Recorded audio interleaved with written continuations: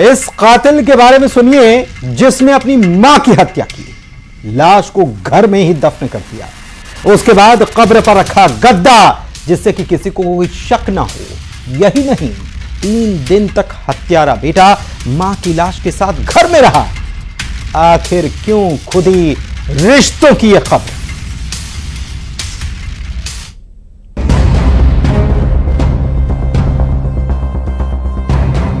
पहले मां का कत्ल, फिर लाश को उसने गाढ़ा। 5 दिन से दफन था खौफनाक राज। 3 दिन मां की लाश के साथ कातिल, घर में लाश, गद्दे से गुनाह छिपाया। बेटे की यह हैवानियत थर्रा देगी।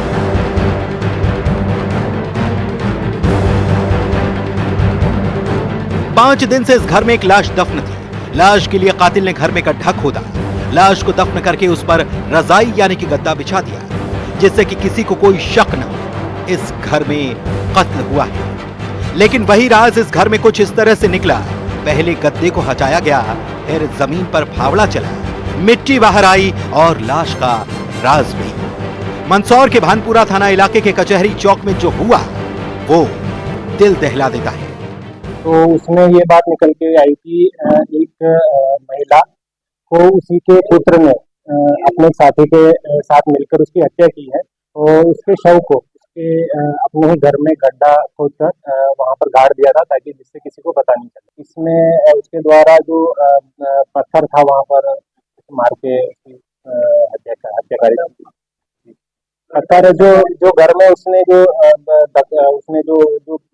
घर की जो भी दीवारें होती है उन पे हमारा, इसमें किसी अलग से पत्थर का प्रयोग नहीं किया। बुजुर्ग महिला गंगाबाई की लाश को यहां दफन किया गया था। गंगाबाई का कातिल कोई और नहीं, उसका बेटा कमलेश है जो हत्या के बाद 3 दिन तक अपनी मां की लाश के साथ कमरे में मौजूद रहा जिससे किसी को शक न हो। आरोपी है ये मृतिका का जो लड़का है, ये शराब बहुत पीता था। इसके कारण अधिकतर उसकी मां से झगड़ा होता रहता था। उस दिन भी उसके द्वारा जो घर पे आने के बाद उसकी मां से इसी बात पर कहासुनी हुई और क्योंकि उसकी शादी भी नहीं हुई थी तो इस बात को लेकर भी वह कुंठित रहता था और अपनी मां से झगड़ा करता रहता था। उसके बाद मां की गुमशुदगी को लेकर मोहल्ले वालों और घर वालों को गुमराह करता रहा, लेकिन घर से आ रही बदबू से हत्यारे बेटे की हैवानियत की कहानी भी सामने आ गई। क्योंकि उसने उस दिन हत्या कारित कर दी अपने साथी के साथ मिलकर।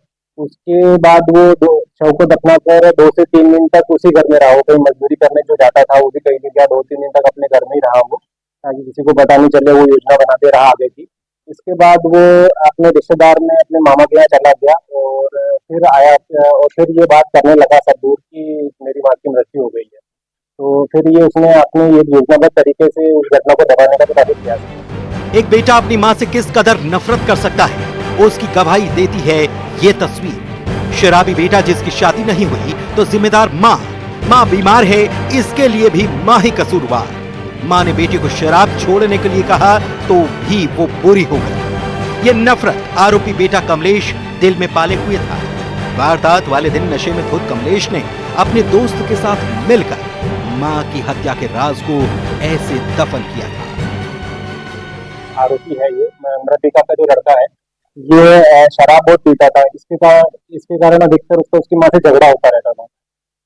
उस दिन भी उसके द्वारा जो घर पे आने के बाद उसकी मां से इसी बात पर कहासुनी हुई और क्योंकि उसकी शादी भी नहीं हुई थी तो इस बात को लेकर भी वह कुंठित रहता था और अपनी मां से झगड़ा करता रहता था। वह उसकी बहन की शादी भी उसकी इच्छा के विरुद्ध हुई थी तो इस चीज को लेकर भी वो काफी मनमुटाव रखता था। तो इस कारण उसकी मां से लेकर उसका एक मनमुटाव हमेशा से बना रहता था। तो इसीलिए उसने गुस्से में आकर कृत्य कर दिया। घर से आ रही बदबू ने बेटे के वहशीपन की गवाही दी। मंदसौर में नरेंद्र धनोतिया के साथ bureau report, news 18 Madhya Pradesh Chhattisgarh. न जाने किस दर्द से गुजर रही थी वो 7वीं कक्षा की छात्रा अंजलि। स्कूल का पहला दिन अंजलि को उसके पापा ने बस स्टॉप पर छोड़ा, लेकिन अंजलि स्कूल नहीं गई बल्कि सोसाइटी की एक बिल्डिंग के 14वें माले से उसने छलांग लगा दी। आखिर क्यों खामोश हो गई अंजलि? सीसीटीवी में कैद ये आखिरी तस्वीर झकझोरने वाली।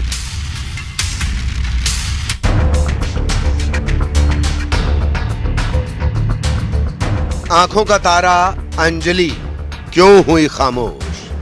पापा की परी थी वो, माँ की लाडली, भाई की बस्ती थी उसमें जान, सीसीटीवी में कैद मौत का राज। वो पापा के जाने का इंतजार कर रही थी, 14वीं मंजिल से मौत की छलांग, स्कूल का फर्स्ट डे, वो आखिरी अलविदा, ये मौत सबको झकझोर गई।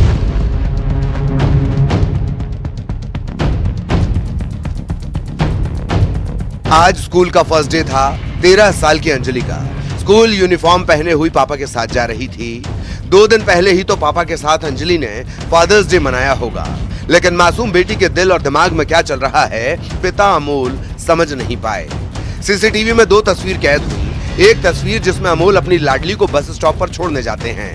लिफ्ट में पिता हंसते मुस्कुराते बेटी से बात करते हैं। सोसाइटी के बाहर बस स्टॉप पर छोड़कर आते हैं। इस बीच सीसीटीवी में एक और तस्वीर कैद होती है। अंजलि लिफ्ट में अकेली दिखाई देती है। आज सुबह पुलिस को सूचना मिली थी कि ओफिरा जो टावर है, ओफिरा टावर के पास में जो डक्ट है वहाँ पे कोई डेड बॉडी है। इस सूचना के बाद जब पुलिस वहाँ पहुँची तत्काल, तो उस डेड बॉडी मिली। एक उसमें लगभग 13-14 साल की बच्ची थी।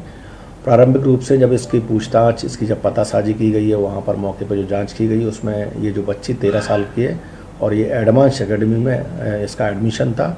और इसके पिता जो कंटेनर कॉरपोरेशन ऑफ इंडिया में काम करते हैं, वहीं जो पास का दूसरा टावर है उसमें मार्च महीने में शिफ्ट हुए थे, जो इससे पहले विशाखापट्टनम में थे। शायद उसे ये भी नहीं पता था कि कौन से फ्लोर पर जाना है, लेकिन वो लिफ्ट में नंबर सिलेक्ट करती है। लिफ्ट में अकेली मासूम अंजलि जो एक खौफनाक कदम उठाने जा रही थी। अगली तस्वीर जो सीसीटीवी में कैद हुई वो दिल दहलाने वाली थी। 7वीं कक्षा की छात्र अंजलि ने इस बिल्डिंग की 14वीं मंजिल से कूदकर जान दे दी। मासूम अंजलि हमेशा के लिए खामोश हो गई। फादर उसको अपने यहाँ से डीवी सिटी से स्कूल छोड़ने गए थे। बाद में जो प्रारंभिक जो जांच पड़ताल में जो एविडेंसेस मिले हैं, उसमें बच्ची स्कूल गेट से सीधे वापस आती है और फिर उसके बाद लिफ्ट के माध्यम से ऊपर टावर में जाती है और वहाँ से ये एक सुसाइडल एक्ट पूरा अभी तक इस्टेब्लिश हुआ है। पुलिस इस पूरे घटनाक्रम में बारीकी से इसमें जांच कर रही है। अभी तक जो एविडेंसेस मिले हैं मौके से या जो सीसीटीवी फुटेज कलेक्ट हुए हैं, उसमें ये मामला सुसाइड का लग रहा है। इंदौर के लसूलिया थाना इलाके के निपानिया में अपोलो डीबी सिटी में ये दिल दहलाने वाली वारदात हुई। बेटी अंजलि को अमोल बस स्टॉप पर छोड़कर आए थे। तब कुछ सेकंड बाद अंजलि स्कूल बस में बैठने के बजाय गेट से अंदर सोसाइटी में आई, जो पापा के जाने का इंतजार कर रही थी। सोसाइटी की दूसरी बिल्डिंग से उसने कूदकर जान दे दी।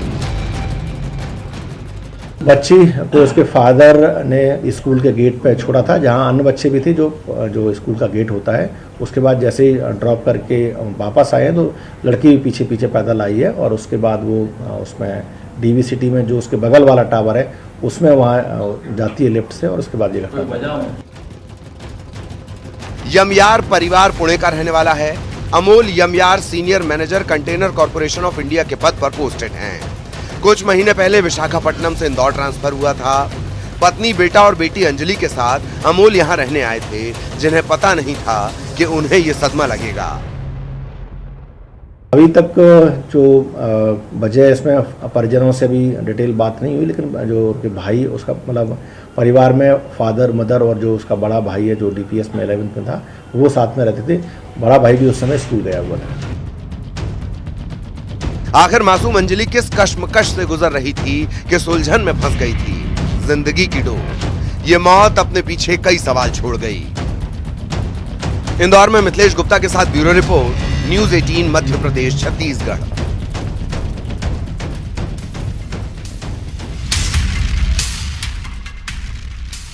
हाईवे किनारे डबल मर्डर। इस दोहरे हत्याकांड में हत्यारे ने मृतकों का राज छिपाने के लिए मोबाइल के करीब 18 टुकड़े किए। सिम भी तोड़ दी गई।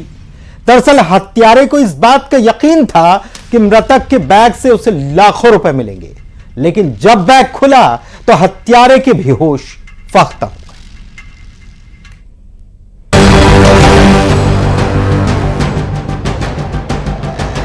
डबल मर्डर, मोबाइल के 18 टुकड़े, 13 लाख रुपए की कातिल को तलाश, बैग में मिले कपड़े, हत्यारा खाली हाथ। राजदार यार बन गया गद्दार। 10 साल की फ्रेंडशिप, दोस्त दगाबाज।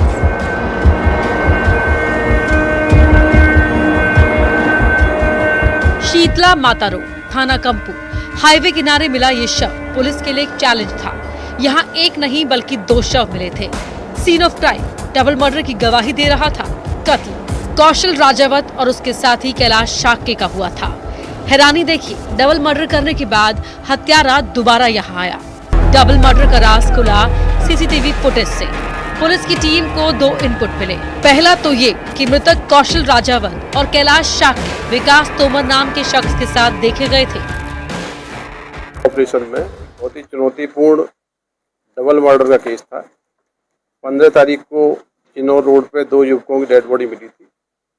प्रेमा फेशिया जो बॉडी जिस तरीके से घटना हुई थी वो देख के ये लग गया था कि हत्या की घटना है। थाना कंपू में 302 की FIR हुई थी। आखिर विकास तोमर कौन है? डबल मर्डर से विकास का क्या कनेक्शन? तो डबल मर्डर की इनसाइड स्टोरी आपको सुनाते हैं। कौशल राजावत जो विकलांग था, उसका जिगरी यार है विकास तोमर। दोनों के बीच 10 साल से दोस्ती थी। वारदात वाले दिन विकास ने कौशल और कैलाश को खूब शराब पिलाई और उसके बाद पहले अपने विकलांग दोस्त कौशल की टेकने वाली लोहे की छड़ी से वार करके हत्या कर दी। कौशल के साथ ही कैलाश को भी मार डाला। दोनों पर पत्थर से भी वार किया। जिस तरीके से हत्या हुई थी उससे लग रहा था कि इसमें कई एंगल्स हो सकते हैं। कई एंगल्स हमने जांच की। लास्ट सीन पता लगा कि दोनों व्यक्ति शराब पीने के आदी हैं और स्टेशन के आसपास के क्षेत्र में देखे जाते हैं। फील्ड की टीमें जो काम करी, घटना के एक दिन पहले लेट नाइट इनको एक ऑटो में देखा गया जहाँ शराब पी रहे थे। बाद में जब इनको लेके मोटरसाइकिल से गए तो उन्हें विवाद हुआ। विवाद के दौरान ही क्योंकि विकलांग था, इस पर जब हमला हुआ उसी की केन से हमला हुआ, सिर में चोट आई तो ये अनकॉन्शियस हो गया।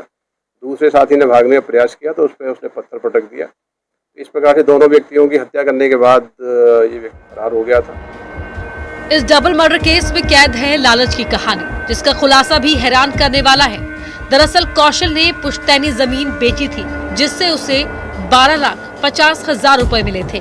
कौशल इन रुपयों से ऑटो और भिंड में जमीन खरीदना चाहता था।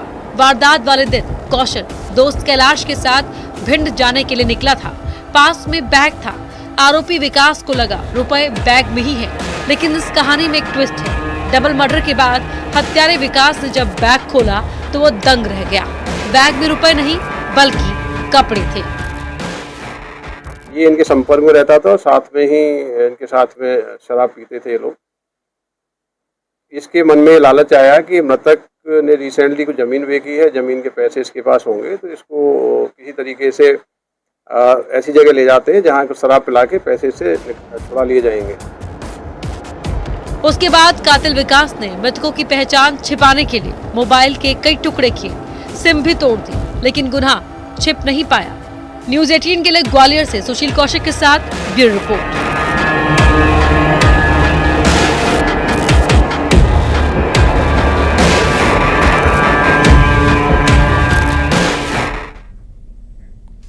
बिहार के मुजफ्फरपुर में बालिका गृह जैसा कांड फिर से सामने आया, जहां पर नौकरी देने के नाम पर 100 से ज्यादा लड़कियों का यौन शोषण करने का सनसनीखेज आरोप लगा।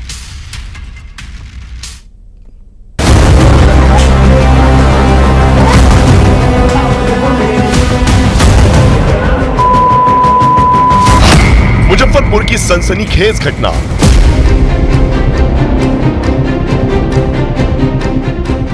नौकरी का झांसा, रेप की वारदात।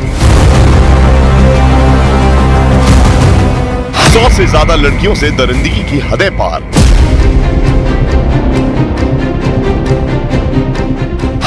बिहार में सोशल मीडिया वाले शैतान। ये खबर उन लोगों के लिए है जिनका कोई अपना सोशल मीडिया पर भरोसा करके अपना सब कुछ गंवा देता है, क्योंकि बिहार के मुजफ्फरपुर में 100 से ज्यादा लड़कियों के साथ नौकरी के नाम पर वो सब किया गया जिसे कानून की फाइलों में जघन्य वारदात कहा जाता है। खबर के मुताबिक नौकरी के नाम पर 100 से ज्यादा लड़कियों को न सिर्फ बंधक बनाया गया बल्कि उनके साथ रेप जैसी वारदात को अंजाम दिया गया। इस खबर का पर्दाफाश खुद पीड़ित लड़की ने किया है। और मुजफ्फरपुर बकरी में रेड पड़ा, और जो कि 19/5/2023 को रेड पड़ा। उसके बाद फिर मुझे यहाँ से उन लोगों ने मुझे डायरेक्टली ले गया हाजीपुर। वहाँ पे ऑफिस में, हाजीपुर के ऑफिस में मेरा तिलक सिंह के साथ ज़बरदस्ती शादी करवाया गया। पत्नी की तरह मुझे अपने रूम पे रखना स्टार्ट किया। और उससे पहले जब यहाँ पे मुजफ्फरपुर में हम थे, उस बीच हम 3 बार प्रेग्नेंट भी थे, जो कि तिलक सिंह ने ही मेडिसिन देके मेरा अबॉर्शन करवाया था, हॉस्पिटल पे नहीं ले गया था। उसके बाद मेरा शादी करवाया गया था। जानकारी के मुताबिक मुजफ्फरपुर में सोशल मीडिया पर एक गिरोह ने डीवीआर नाम की फर्जी कंपनी बनाई। इस कंपनी में नौकरी के एवज में मोटी सैलरी देने का दावा किया गया। नौकरी की शर्त ये रखी गई कि इसमें सिर्फ लड़कियां अप्लाई कर सकती हैं। डीवीआर नाम की इस फर्जी कंपनी के जरिए कई लड़कियों से संपर्क किया गया। इस दौरान कई लड़कियों को अच्छी सैलरी का भरोसा देकर नौकरी पर रखा गया, लेकिन नौकरी के नाम पर लड़कियों को बंधक बनाया गया और उनके साथ रेप किया गया। इस दौरान अगर किसी लड़की ने विरोध किया तो उसे बेल्टों से पीटा गया। जो कि बताया गया था कि यहाँ 20,000 रुपया लगेगा हॉस्टल और मेस का। फिर वहाँ हम गए, 20,000 रुपया भी जमा किए, उसका कोई मुझे रसीद नहीं मिला। 5 दिन तक कंटिन्यू हमें रूम पे ही रखा गया, जो कि कोई हॉस्टल नहीं था, वो रूम ही था एक। और जिस फ्लैट में लड़का लड़की सब लोग साथ में रहता था, एक रूम में लगभग 10 लड़कियां रहती थी। बदनामी के डर से कई लड़कियों ने इस मामले में चुप रहने में ही अपनी भलाई समझी, लेकिन छपरा की एक लड़की ने इस दरिंदगी की वारदात का पर्दाफाश कर दिया और मुजफ्फरपुर के अहियापुर थाने में FIR दर्ज करा दी। तो पहले ये संज्ञान में आया है कि एक कंपनी है जो फर्जी तरीके से कॉल सेंटर चलाने की कोशिश कर रही थी, जिसमें महिलाओं को ल्योर करके और उनसे उनके साथ धोखाधड़ी किया जा रहा था। इस संबंध में 9 तारीख को 9/6/2024 को FIR दर्ज कर ली गई है और वादिनी का बयान ले लिया गया है। और इस संदर्भ में जो इन्वेस्टिगेटिंग ऑफिसर है वो आगे की कार्रवाई कर रहे हैं और इस केस को हम इन्वेस्टिगेट करके जो अग्रतर अनुसंधान है वो जरूर किया जाएगा। फिलहाल पुलिस पीड़ित लड़की की शिकायत के आधार पर जांच में जुटी है और एक आरोपी को तलाश कर रही है।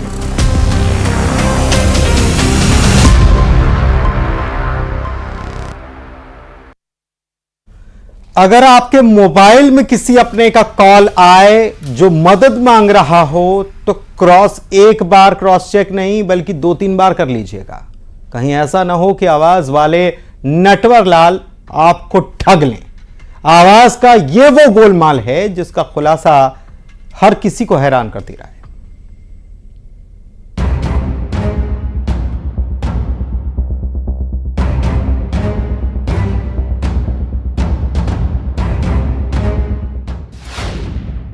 आपके अपनों की आवाज छलावा तो नहीं? कभी रिश्तेदार बनकर लगाएंगे कॉल? नटवर लाल का इमोशनल अत्याचार, AI की मदद से जालसाजी, वॉइस क्लोनिंग, आवाज वाले नटवर लाल जब ठग हुआ परेशान। ये ठग नजर नहीं आते, बस सुनाई देती है तो इनकी आवाज का ये वो खेल है या कहें गोलमाल जिसका शिकार कोई भी हो सकता है। हाईटेक होते ये नटवरलाल आपको भी चूना लगा सकते हैं। जिस तरह से डबरा के कारोबारी नीरज गुप्ता को ठगा गया। नीरज के पास एक कॉल आया जिसे सुन उनके होश फाख्ता हो गए। कॉल बुआ के बेटे सौरभ का था। सौरभ ने जो भी कहा वो सुनिए। मोबाइल कार में छूट गया है, इसलिए वो दूसरे व्यक्ति के मोबाइल फोन से फोन लगा रहा है। उसके पिता की हालत नाजुक है। डबरा निवासी व्यापारी हैं, नीरज गुप्ता नाम है इनका। इन्होंने क्राइम थाने में एक 420 की FIR पंजीबद्ध कराई थी। इसमें बताया गया कि इनको कुछ ठगों ने संपर्क किया था। ये कॉल सौरभ ने नहीं बल्कि ठग ने लगाया था। यही है साइबर फ्रॉड। नटवर लाल ने AI की मदद से आवाज बदलकर हूबहू सौरभ की आवाज निकाली, जिससे नीरज को शक भी नहीं हुआ। 5 लाख रुपए ट्रांसफर करने के बाद नीरज ने जब सौरभ को कॉल लगाया तब उनके होश उड़ गए, ये जानकर कि ये पूरी कारस्तानी एक ठग की है। अपने परिचित बन करके आर्टिफिशियल इंटेलिजेंस का उपयोग करके कुछ आवाज बना करके इन्होंने कॉल किया और अर्जेंट 5 लाख रुपए की मांग की, जिसको फरियादी द्वारा उसको अकाउंट में ट्रांसफर किया गया। मामला पुलिस तक पहुंचा और अब इस कहानी में एक ट्विस्ट है। अकाउंट को फ्रीज कराया गया। उसके बाद नटवर लाल के होश उड़ गए, जिसने अपना गुनाह कबूल किया। उसने फरियादी नीरज को ऑफर दिया, उसे 5 लाख रुपए मिल जाएंगे, बस उसका अकाउंट अनफ्रीज करवा दे। ठग रुपए लेकर आया और खुद अपने जाल में फंस गया। साइबर की टीम ने तत्परता से काम करते हुए इसमें अकाउंट को फ्रीज करा दिया था। अभी हाल ही में हमने संपूर्ण कार्रवाई में हमारी साइबर की टीम ने एक ठग को गिरफ्तार किया है और उसके पास से जो भी अमाउंट था 4,40,000 रुपए अभी अमाउंट उसके पास से हमने रिकवर किया है। तो ऐसी आवाज वाली चाल और वॉइस क्लोनिंग वाले नटवर लाल गैंग से आप भी सावधान रहिए।